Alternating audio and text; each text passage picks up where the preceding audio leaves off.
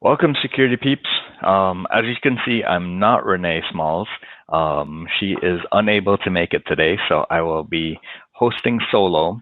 But we have Matthew Nicklin with us today from Illinois, and this is again part of our UMUC month. So Matthew is a graduate from UMUC, and he has recently converted into the cybersecurity arena.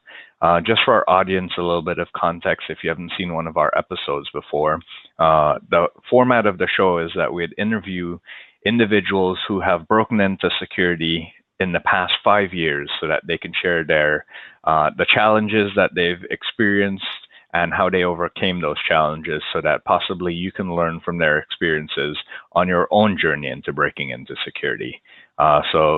Matthew, welcome to our show. Would you mind giving a little background on your audience, and let's get this started? Sure. So I work in the power grid side. I do NERC-CISSP compliance, and I work more in OT than IT. I'm not sure how familiar everybody is with IT versus OT, but OT is the industrial side. So it's where the virtual connects to the physical. I'm sure you've heard in the news, there's lots of talk anymore about grid attacks, cyber grid attacks, and my job is to basically protect against that. So I work for a smaller generation and transmission utility doing NERC-CISSP compliance and cybersecurity on the OT side.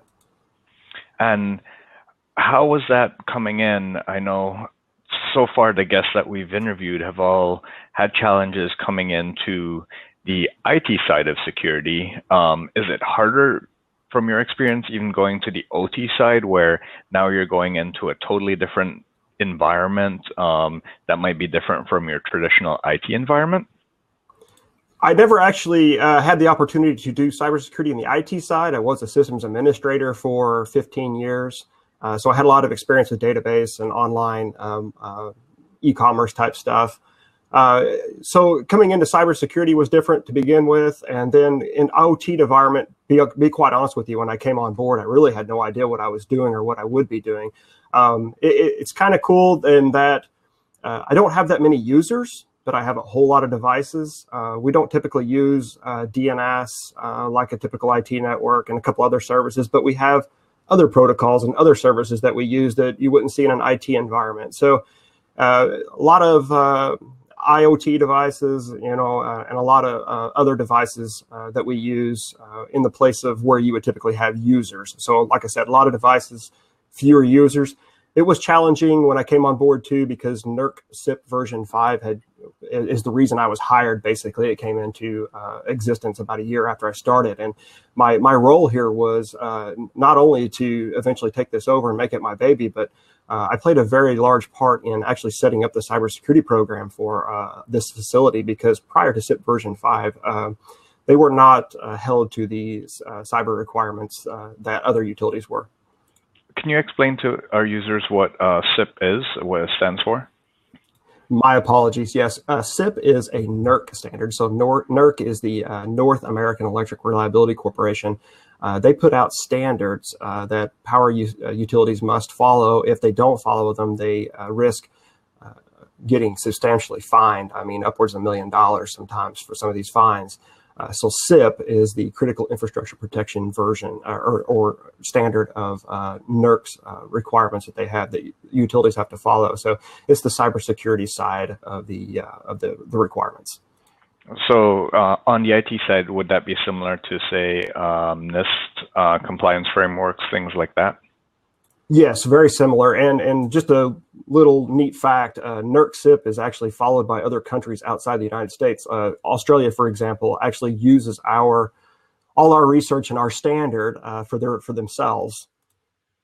Very interesting, very interesting. So let's talk about your journey, what prepared you, what you did before getting into cybersecurity. What did you do to prepare yourself for this transition? Sure. I was a little different probably than most. I instead of going to school after high school, I actually got hired by a local computer shop. I worked for several mom and pop computer shops right out of high school. So I went to college late in life. So I spent, like I said, 15 years in IT doing mostly small business IT, databases, a little bit of e-commerce. I did work for about 5 years on for MedQuest on a medical transcription dictation system, and that was very interesting. So I fell in love with enterprise IT at that point, and I knew I wanted to get back into enterprise IT. And to be quite honest with you, it wasn't until after I decided to go back and finish up college and go back and do my undergrad that I had the opportunity to really step into what I would call enterprise level IT. And just, I really believe that if you're going to be in IT, you really need to get your degree. I know a lot of people are against it. Some people are for it, but I'm one of those people that are all for going out and getting your bachelor degree.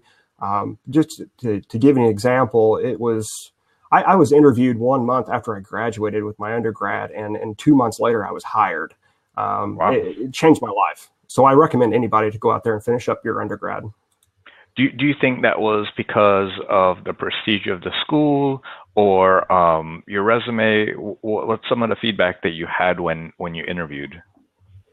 Yeah, I don't really think it was prestige of the school. I went to Southern Illinois University. It's a local university here. Probably, well, at one time, 20,000 students. I think they're down to about 15 now. I don't really think it was prestige. It was just the fact that I had my 4-year degree that I think helped me out. I'm sure the fact that I had experienced assisted as well as actually getting the job. But yeah, I applied for this job kind of out of a whim. I ran into somebody that worked here. I always carry around a book with me. I'm a geek. I actually ran into him at a baseball game. I was carrying around a book, and he's like, "What are you reading?" And he says, "Hey, you ought to come apply down at my company. They're looking for somebody like you." And one thing led to the next. I was hired. So that's how I ended up in cybersecurity. I really wasn't even trying to get into cybersecurity so much. Don't get me wrong, I would have loved to have had a cybersecurity job. I'm thankful that I ended up with one, but I really thought at the time I was going to have to accept like an IT position before I got into cybersecurity. Okay.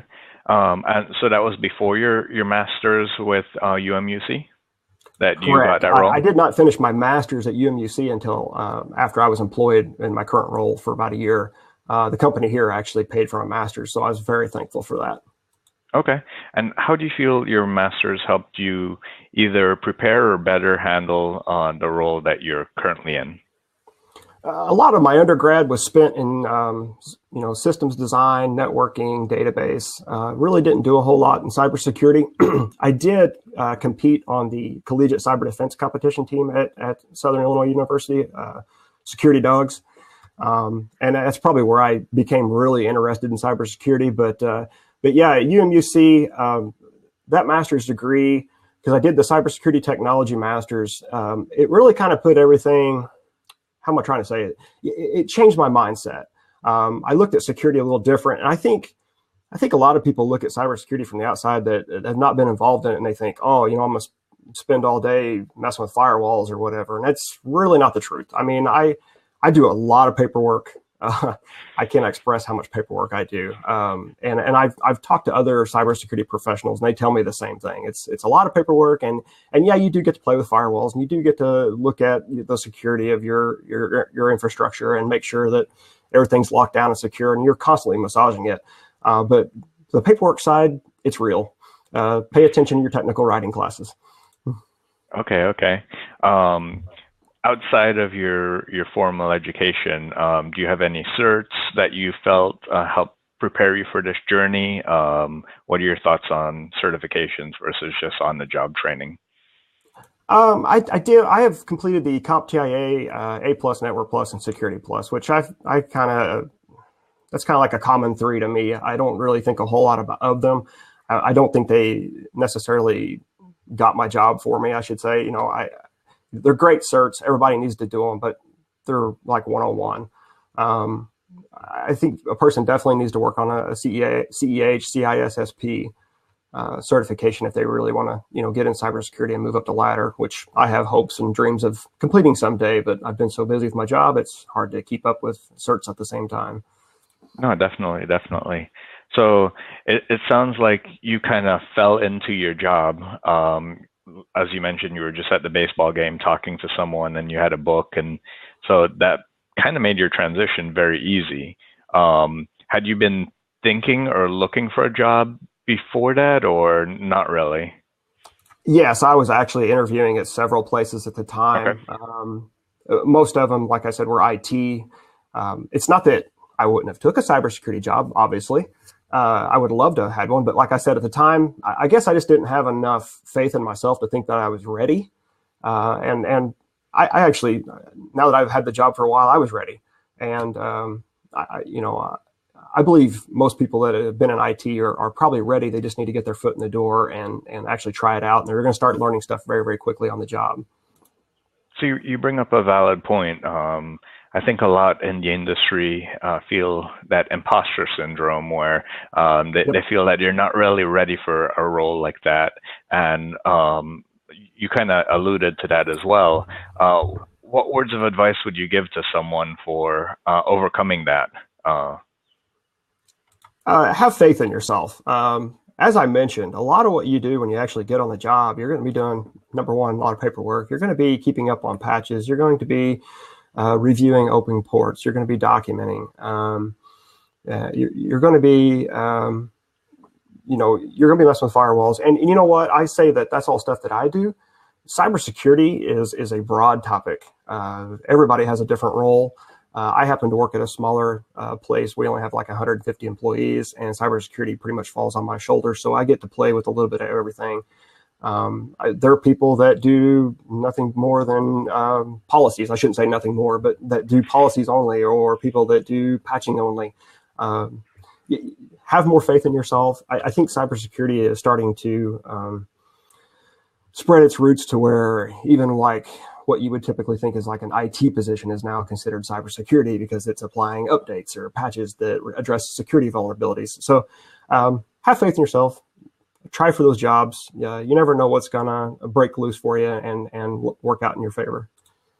I would definitely agree with that. I think security should be a part of everyone's role because as many people as we currently have in cybersecurity, or as many people as that are trying to come into cybersecurity, those skills simply don't scale. So we need everyone to be part of the solution, whether that's through security awareness, and you need marketing people and educators and trainers to help with the security awareness, as well as technologists to help implement security solutions or controls that don't make the user's life too hard, but still accomplishing what they need to accomplish.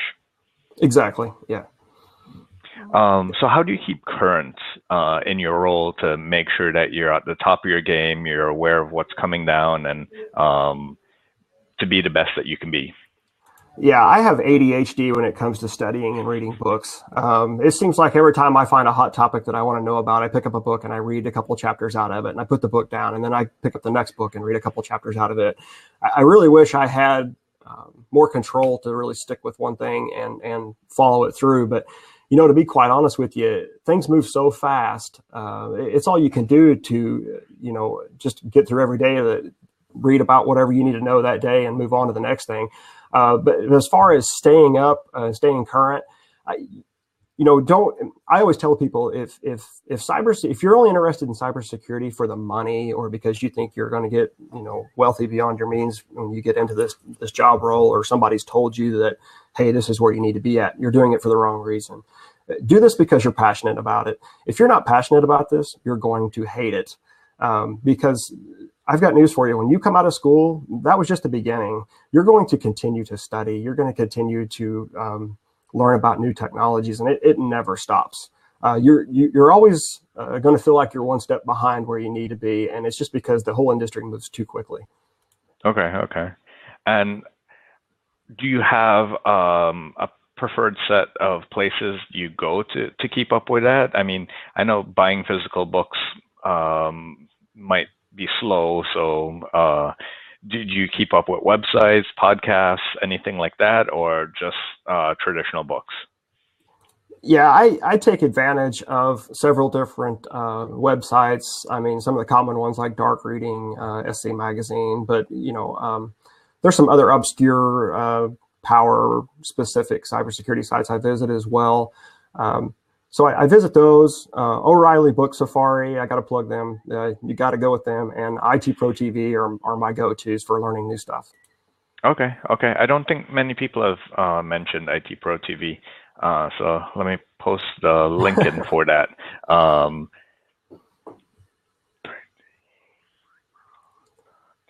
Yeah, they've got good content.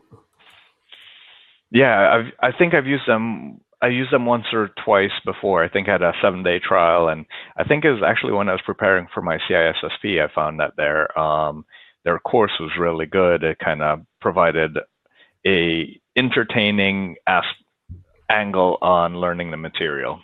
Yeah, if you're sick and twisted like me, it's something that you can sit at home and watch on a Friday night or a Saturday morning. It's almost like watching TV. Yeah. Okay. Okay. Um, for those in our audience that might be interested in learning the difference between IT and OT, would you mind explaining that a little bit more? Yeah, sure. So in IT, as I mentioned, you have users and you have different services such as DNS and stuff and email. We don't have that in OT.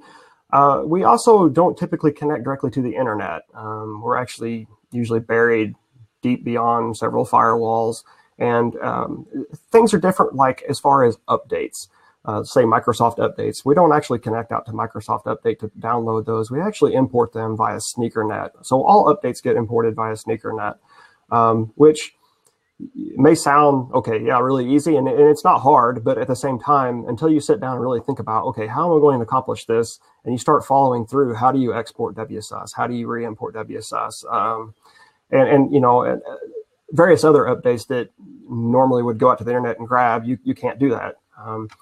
Some other differences, let me think here. Just dealing with devices. So you don't have your typical Windows or Linux machine to grab logs from. You've got these physical devices, and sometimes you struggle with trying to figure out, okay, how am I going to collect logs from this, or how am I going to monitor this device? So some of that stuff becomes very challenging. Let's try to think of some other differences here for you.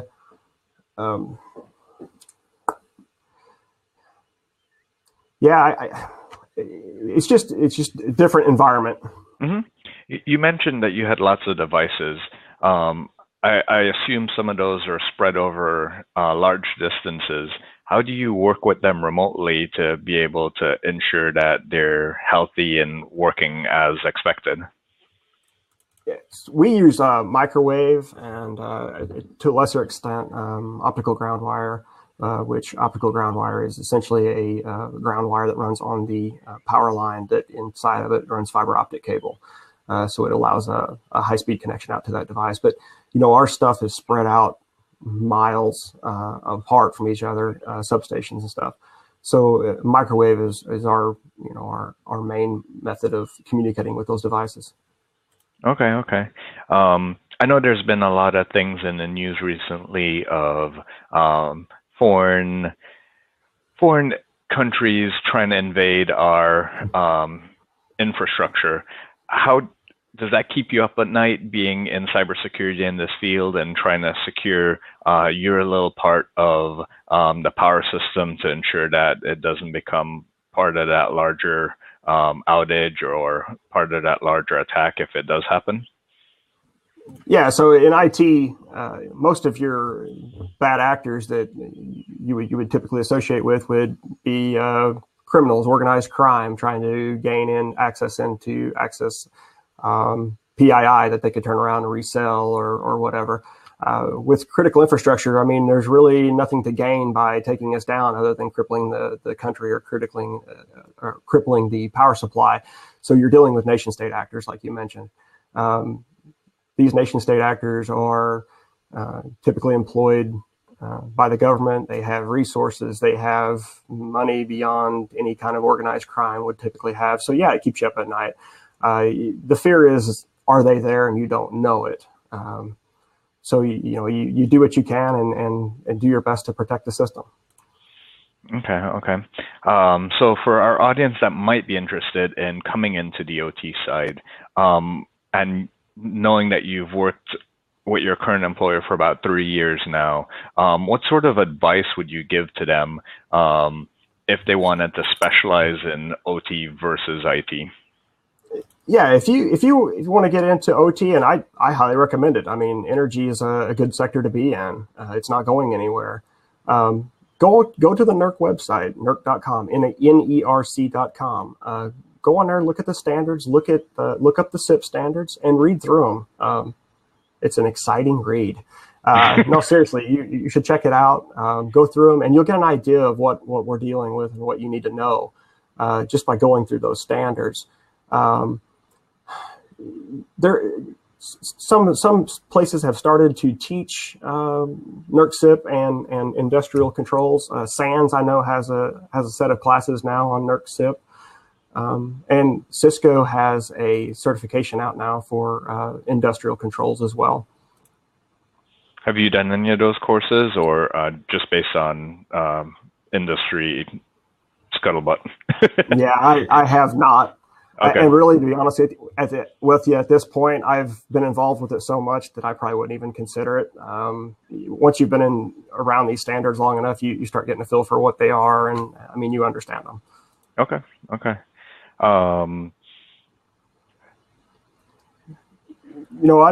Something a little bit different between IT and OT that I typically bring up is that in IT, you're worried about protecting information, making sure the information's available, and making sure it remains confidential. In OT, while the information is valuable and we don't want to lose it, it's not our main focus. Our main focus is operation, hence the name operational technology. So we're trying to maintain operation, make sure we have uptime. So there's a little bit of difference there between IT and OT, where IT, like I said, you're trying to protect the data. OT, you're trying to protect the uptime. So in looking at it from the CIA triad, you're more focused on availability versus confidentiality and integrity. Right. Is there also that aspect of integrity to make sure that the information that you're getting back from your devices is truly reflective of the state of that device versus if it's being manipulated by an outside actor? Absolutely. I mean, you certainly don't want to get back a bad read that says, hey, this device is up when it's actually down and somebody's, turned it off on you. Okay. Yeah. Is there anything else that you could think of based on your experience so far, whether on the cybersecurity side or the OT side, that you would share for someone who might be applying for hundreds of roles or interviewing with many different companies, that while you were interviewing, that might help them along with their journey? Certainly. The job role that I applied for, I know that the ad actually said electrical engineering, and I think maybe a computer science major, and I was an IT major. And I know that I've talked to some people, and that sometimes scares them off. It's kind of my understanding now. I've looked out for several other job postings and just kind of seen what they actually put in there.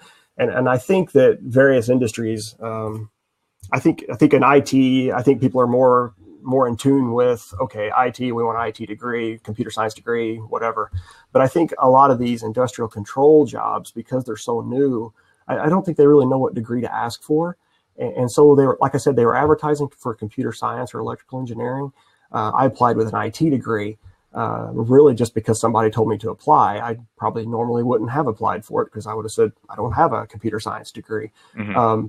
And really, I was what they were looking for.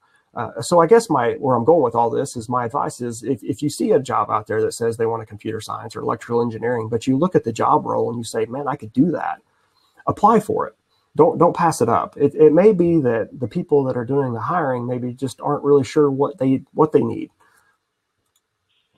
And when you were going through the interview process, do you feel that they asked you about areas that you weren't aware of as yet? And how did you handle those challenges, considering that you hadn't been in the field yet? Yeah, absolutely. I got nailed with all kinds of questions regarding NERC CISSP and OT environment. And I was honest with them. I told them that, hey, I've not worked in this environment before. But I think that's the right thing to do. You definitely don't want to go in and tell them you are when you're not. Mm-hmm. But at the same time, your roles that you've had in the past, or your experiences that you had, or your education that you have in IT is going to apply to OT. You're going to have some differences, but But for the most part, your skill set is still going to work in an OT environment. Okay. I know we're approaching close to the end of our time, so I'll leave the last couple of minutes to you. If there's any sage advice that you would offer someone going through this similar journey, what would it be? Yeah, I'm going to go back to what I mentioned before. You've got to be passionate about this or you're not going to succeed. You're going to live and breathe this every day. Don't expect to go on the job, work 8 to 5 and go home. It's not going to happen. You're going to deal with this after you go home. You're going to have weekends that you have to go to work and work on this stuff. And you're going to have to constantly keep your finger on the pulse of your system. If you don't, you're going to miss something. So my biggest advice is, like I said, I hear so many people say they get into this field just before the money or just because somebody told them to. If you don't love this, if you don't do this on your own, if this isn't your hobby, I'm not going to say you're going to fail, but you're probably not going to succeed either. So my advice is, like I said, if you're passionate about this, go for it. If you're not, you may want to look for something else. Okay. Well, thank you so much for your time today, Matthew, and we really appreciate it. We have one more lined up next week from UMUC, and I just want to send happy holiday greetings to all of our listeners. Thank you so much, and Matthew, have a happy holiday as well. You as well, and everybody else. Okay, take care. Bye-bye.